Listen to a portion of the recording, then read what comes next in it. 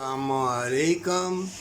हदीस और कुरान तर्जमे से पढ़ सब कुछ लिखा है। फितनों का दौर, नित नए झूठ और ऐसी गुमराही होगी।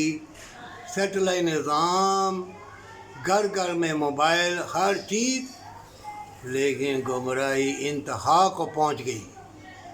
जहालत, कितना भी तालीम याफ्ता होगा, जहालत अंदर बसी होगी।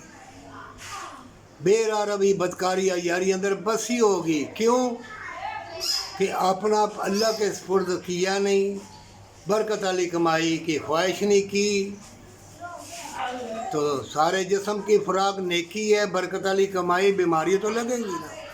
मोमिन, दुआ करना, अल्लाह मोमिनों की दुआ रद्द नहीं करता।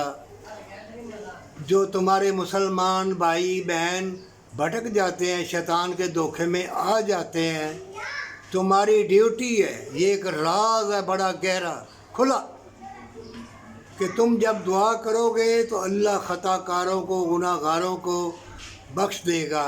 हाँ, जालिम ना हो, शिरक ना करता हो, अगर मौत से पहले तौबा कर ले तो अल्लाह माफ़ कर देगा।